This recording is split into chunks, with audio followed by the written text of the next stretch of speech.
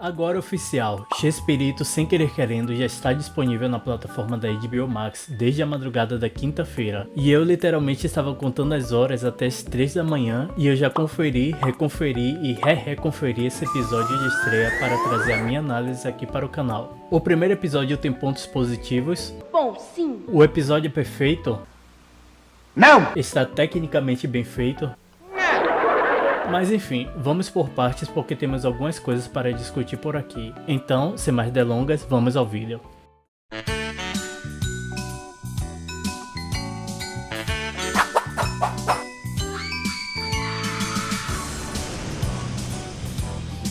Nem doeu. Antes de começarmos, peço que você já deixe um like aí no vídeo, se inscreva aqui no canal do Cortes e deixe aí nos comentários quais foram as suas primeiras impressões desse primeiro episódio, caso você já tenha assistido, né? Ou quais são as suas expectativas dessa série no geral. Aí falando nisso, também me siga lá no Instagram, que também é @cortesturmadochaves, assim como aqui no canal. O perfil por lá tá precisando de muito amor e atenção. Muito provavelmente estarei fazendo alguns conteúdos extra relacionados à série biográfica por lá, coisas que não dava pra falar aqui no vídeo, que senão ficaria muito grande.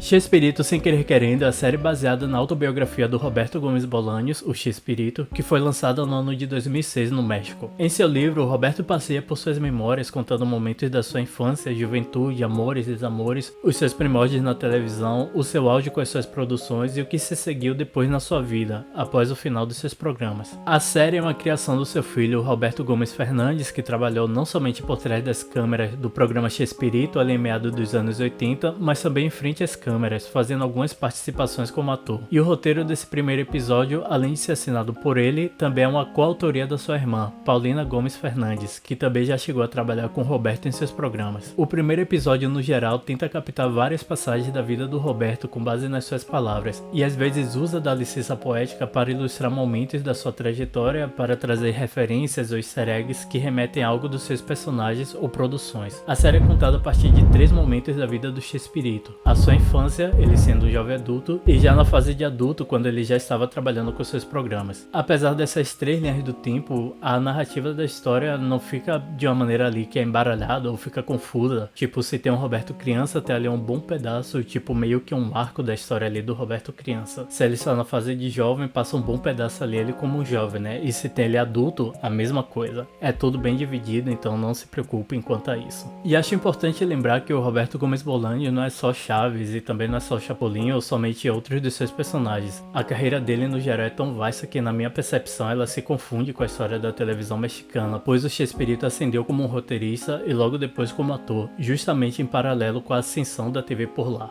E como o episódio tem aproximadamente 47 minutos ali, eles conseguem ilustrar na medida do possível diferentes momentos dessa relação simbiótica do Chespirito com a TV. Mas acho até que eles cumprem a missão de forma bem bacana, né? Apesar de que a partir de certos momentos do episódio as coisas dão a impressão que começam a ficar um pouco corridas, mas nada que descaracterize a produção. O episódio consegue ser emocionante e até comovente graças a 2 fatores. Um é a parte técnica da produção, que utiliza de recursos cinematográficos em determinados momentos para conseguir extrair uma sensação mais intimista com o telespectador. E outro fator, né, é claro, é a nostalgia e a memória afetiva, que por si só já mexe bastante com todo mundo, né, e mais do que tudo. Mas para não parecer muito conveniente da minha parte dizer que a série só tem pontos positivos, vamos dar a balanceada agora e eu vou dizer alguns aspectos da produção que eu realmente não gostei tanto assim. O primeiro é o figurino dos personagens da série, que muitas vezes parece ser algo mais genérico, que poderia ser representado em uma produção de qualquer época, apesar da ambientação dos anos 50 e 70 em boa parte do tempo. Eu senti que as roupas dos personagens parecem não imprimir tanta personalidade assim, de acordo com as suas devidas épocas.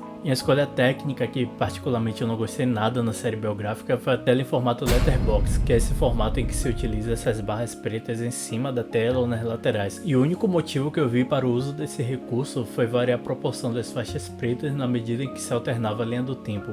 E somando o figurino com o aspecto do vídeo, resulta em um recurso muito clichê nas produções, que aqui acontece somente na linha do tempo dos anos 30, que é o uso do preto e branco para ilustrar algo que se passa em um tempo mais antigo. Mas na série parece que pegaram os mesmos figurinos dos anos 50 e usaram dos anos 30, mas para dar uma disfarçada, que era algo bem mais antigo, meteram ali um filtro preto e branco para dar aquela enganada, né? E se você curtiu o vídeo até aqui e está gostando dessa análise, se inscreva no canal para não perder as análises dos próximos episódios e nem demais vídeos que eu estarei postando. Comente aí o que você mais curtiu nesse primeiro episódio, as suas impressões iniciais, compartilha com quem você acha que vai gostar desse conteúdo também e mete o dedo no like. E de novo, não se esqueça de me seguir lá no Instagram, né, @corteturmadochaves, porque talvez eu faça alguns conteúdos extras sobre esse primeiro episódio por lá. Agora que eu já falei algumas coisas mais genéricas sobre o episódio, vamos aos pormenores da produção, e para não deixar o vídeo tão longo assim, eu vou pontuar apenas algumas questões bem específicas. Primeiro é que, como eu havia especulado no meu vídeo de análise do trailer, e que talvez já era meio óbvio para quem tem um pouco mais de conhecimento sobre as obras do Chespirito, é que sim, começamos pela Caminata de la Solidariedad na Colômbia em 1981, que foi um evento real em que a turma do Chaves foi convidada a participar, arrastando centenas de milhares de pessoas pelas ruas de Bogotá. E devido àquele clima de tensão do teaser que foi lançado lá em janeiro, eu estava super curioso para ver qual seria o desdobramento dessa cena aqui, e no final das contas... Tengo sentimientos encontrados, Horacio. Me siento culpable porque sé que lo que estamos haciendo aquí es bueno, pero preferiría no estar aquí. Foi algo que me deixou mais com dúvidas do que resposta, pra ser sincero, porque tipo, aqui vemos um Roberto muito mais reflexivo, mais introspectivo, e pela maneira que ele se expressa parece até que ele sente um peso ou está preso pela fama. Provavelmente é algo que ficará sem resposta, enquanto a isso eu tô sem nenhuma expectativa, né, pois aparentemente esse diálogo foi criado somente para deixar a primeira linha do tempo entrar em cena. E a ideia de todo esse pequeno arco aqui nos anos 30 é para ilustrar que o Roberto se encontrou ao fazer o público rir supostamente pela primeira vez na sua vida. Aí ele estava ali meio que conhecendo o seu dom entre as gargalhadas do público. Mas é claro que aqui é somente um desses trechos de licença poética, né, que eu comentei no bloco anterior. Outro fato que acontece aqui são duas menções às suas obras. Aquela que seria bem mais sutil e talvez se você assistiu ao episódio dublado acho que não deu para captar, que é o artista ali do circo chamando o pequeno Roberto de Chaparrón, que seria o nome do Pancada Bonaparte no espanhol, né, no original, que é Chaparrón Bonaparte. ¡Ven para acá, chaparro! E logo mais o pequeno Roberto menciona a célebre frase do Chaves, foi sem querer querendo, né, que aí não tem como não perceber. Fue sin querer queriendo. ¿Qué? Fue sin querer queriendo. Avançando um pouquinho mais no tempo, outro easter egg nesse mesmo estilo é quando o jovem Roberto pede demissão na fábrica em que ele trabalhava. E claro, o dono da empresa lá diz que a mãe dele já suspeitava desde o princípio. Su mamá ya lo sospechaba. ¿Lo sospechaba? Sí, lo sospechó desde un principio. E aqui eu não gostei tanto dessa colocação do bordão do Chapolin no meio da frase, porque pareceu muito forçado, e mais forçado do que o anterior. E outro ponto em questão é a referência direta ao episódio Juleu e Romieta do Chapolin, já que aqui esse seria meio que o protótipo do famoso episódio do Chapolin, que é ensinado por Roberto e um de seus amigos do Clube dos Aracuanes. Eres tú, Julio. Mi rumieta linda. Mira qué linda está la luna. Pero más linda estás tú. Em a frase referência que poderia ter acontecido e do jeito que as coisas estavam seguindo, né, no primeiro episódio, de tantas menções soltas, eu jurava que no momento em que a mãe do Roberto diz ao seu irmão Francisco que eles não iriam ficar com a TV emprestada dos seus vizinhos, os Potter, eles completariam com "de marra a gente também vai". Si los Porter pudieron comprarse una. De marra nós também vamos.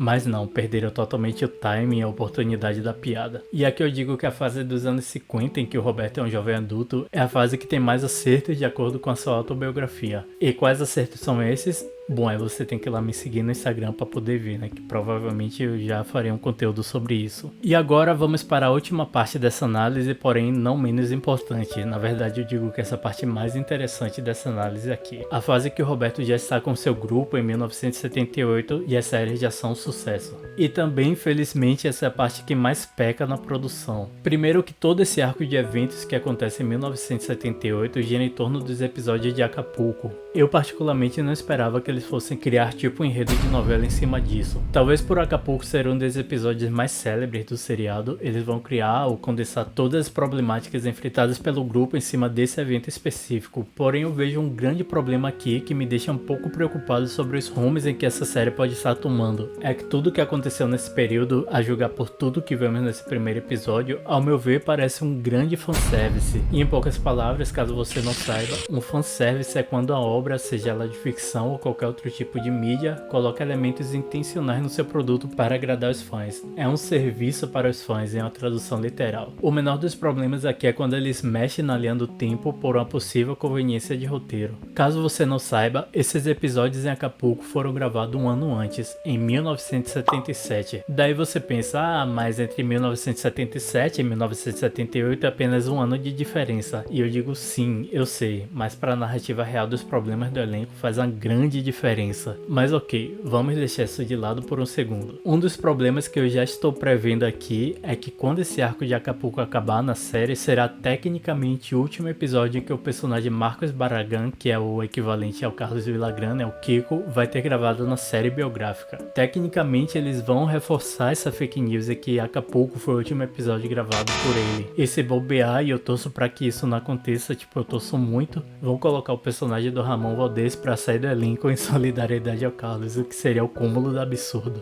Eu espero muito que isso não aconteça, pois vão acabar manchando a reputação do Ramon Valdez e reforçando outra fake news que os fãs até hoje tentam eliminar completamente da face da terra. Sim, o Carlos é ganancioso, é mentiroso, etc, tudo que você quiser acreditar. Mas achei tão forçada a maneira que retrataram ele nesse primeiro episódio que foi muito cringe.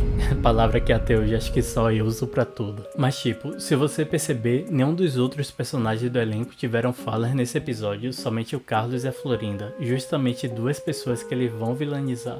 E quando o Carlos, por exemplo, abria a boca, era só pra ser inconveniente ou completamente escroto. Já o problema com a Florinda é que retrataram ela como uma pessoa de nariz em pé e interesseira, mas daí você diz, mas ela é exatamente assim. E eu digo, beleza, você pode até pensar isso, pois é o que a maioria dos envolvidos na produção falam dela. Mas os elementos que eles usaram para passar essa imagem da Florinda, primeiro com a cena do anel, que inclusive essa roupa que usaram na Florinda diz muito sobre o que querem passar da imagem dela. E a outra cena foi quando ela tava meio que destratando o Henrique Segoviano a caminho do embarque. Então tudo isso acho que eles meio que usarão para limpar a barra do Roberto durante alguns eventos que futuramente devem ser retratados aqui. E bom, eu sou super a favor que eles retratem as brigas e conflitos do elenco, e eu falei até sobre isso rapidamente no meu vídeo de análise do trailer, pois acho que isso é até normal, né? Tantos anos as pessoas ali convivendo e trabalhando junto diariamente, etc, e viajando e tal. Mas no caso dessa série, há essas outras problemáticas e implicâncias.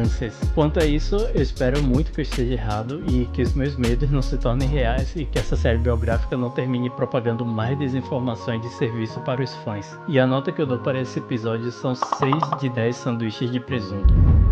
Então é isso, pessoal, esse foi o vídeo de análise desse primeiro episódio da série biográfica do X-Espírito, e caso você chegou aqui e ainda não curtiu o vídeo e não se inscreveu no canal, já corre para deixar o like e se inscrever, pois outros reviews virão, e também outros vídeos virão, e já deixa aí nos comentários se você concorda com esses aspectos que eu relatei aqui no vídeo, se vocês também acham que isso pode se tornar realidade, eles possivelmente propagarem essas desinformações a respeito dessa fase do elenco, né, do final dos anos 70 ali, e o seu ponto de vista, se você curtiu, acho que é doideira minha, enfim, né? Vamos debater aí, e comente, curta, e é isso. E valeu, falou e até o próximo vídeo.